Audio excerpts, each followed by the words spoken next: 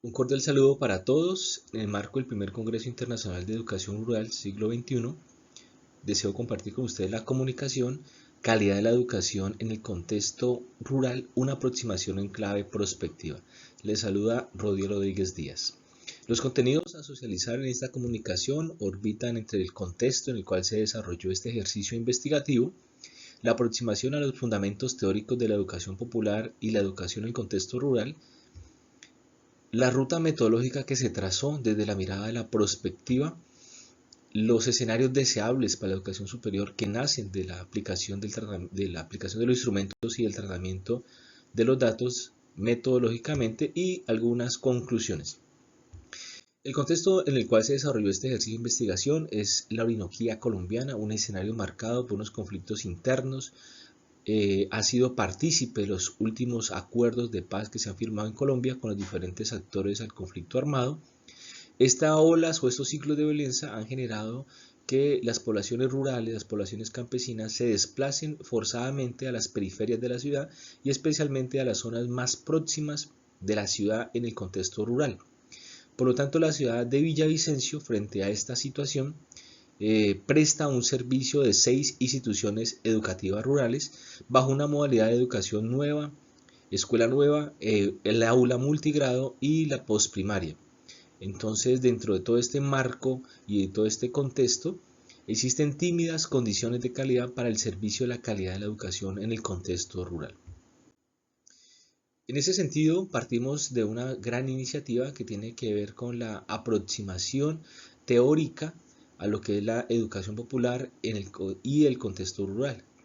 Esta idea de estudiar las condiciones de calidad de la educación en el contexto rural toma sus fuentes teóricas de la educación popular, que tiene como uno de sus fines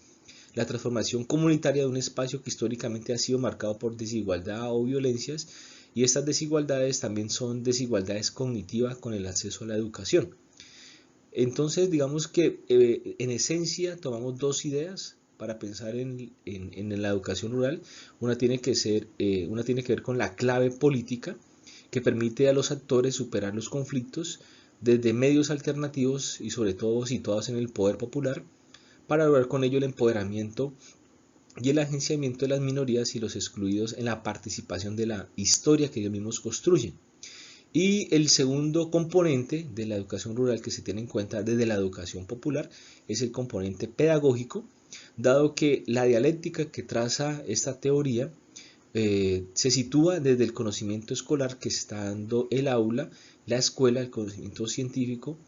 y el conocimiento de las comunidades para permitir en esta dialéctica una emancipación. La ruta metodológica que se ha trazado desde la perspectiva tiene como fin hacer partícipe a los siguientes integrantes de las comunidades educativas rurales: 6 rectores, 6 coordinadores y 2 docentes por institución, los docentes de mayor antigüedad. Las fases que se desarrollaron básicamente fueron 3: identificar los elementos que están constituidos en el sistema, que hemos llamado variables; describir la relación que existe entre esas variables, ya sea directa o indirectamente entre ellas; y analizar los escenarios deseables hacia futuro que nacen de estas variables. En la primera fase, a la población se le invitó a construir una narrativa, donde ellos escriben y nos cuentan el día a día de sus instituciones rurales. A partir de esta narrativa se determinan variables que están inmersas en las narrativas y que nos permiten ver algunas situaciones o algunos factores que hacen parte del sistema. Con el listado de variables, en este caso 28 variables que surgieron del ejercicio, a través de una matriz de impactos cruzados, bajo unos criterios de calificación, de valoración, cada una de las variables se ingresa a valorarse en una especie de grupo focal para poder determinar su influencia y su dependencia en el sistema. Una vez tenida esta matriz diligenciada, se introduce en un software que trabaja la perspectiva sobre todo de la escuela francesa, el software Micmac, el cual nos permite ubicar en unas zonas las variables que están generando conflicto, las variables que están generando poder, las variables de autonomía y las variables de salida. Estas 28 variables que nos comunicaron los docentes, directivos rurales y demás integrantes de la comunidad educativa rural del sector de Villavicencio, en el software se pueden también visualizar unas motricidades de influencia y dependencia, unas relaciones donde el colorcito rojo es la de mayor fuerza, el colorcito azul son las que tienden a tener una menor influencia y dependencia. Con base en esta información, determinamos en el grupo solamente trabajar, hacer una planeación estratégica pensada a futuro en prospectiva de las variables que están en la zona de conflicto, siendo las que se describen en la siguiente gráfica. Con base en estas variables que el sistema nos ha ubicado, se construye una planeación estratégica pensando en las 3 variables de mayor influencia, que tienen que ver con la influencia que tiene la calidad de la educación superior cuando no hay una legalidad en los predios, cuando la dependencia que recibe el sistema de educación rural, cuando existen proyectos pedagógicos productivos pensados en la agronomía y en la producción que tienen las comunidades rurales, y pensado también una variable que recibe mucha influencia, que tiene que ver con la intervención por parte del Estado en la educación rural para la superación de la pobreza. Las demás variables que se van situando entonces constituyeron parte del ejercicio dialógico que arroja el software y que es fruto del grupo focal que nace de las narrativas.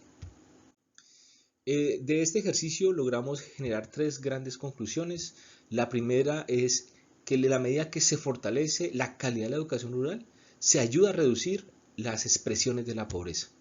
La segunda tiene que ver con que si no se legalizan los predios rurales, dado que muchas de estas poblaciones llegaron a las periferias en condiciones de desplazamiento, en lugares de invasión, a conformar barrios o localidades sin la legalidad, y sus instituciones no cuentan con digamos, las condiciones de escritura legal para que el Estado pueda intervenirlas y lograr unas mejores condiciones. Y la tercera tiene que ver con los proyectos productivos que facilitan la transformación de las comunidades locales, porque precisamente es lo que permite darle sostenimiento a la economía. Muchas gracias por su amable escucha y espero haya sido de su agrado esta pequeña socialización que se realizó dentro del marco del Foro de Educación Municipal de Educación Rural en la ciudad de Villavicencio. Hasta pronto.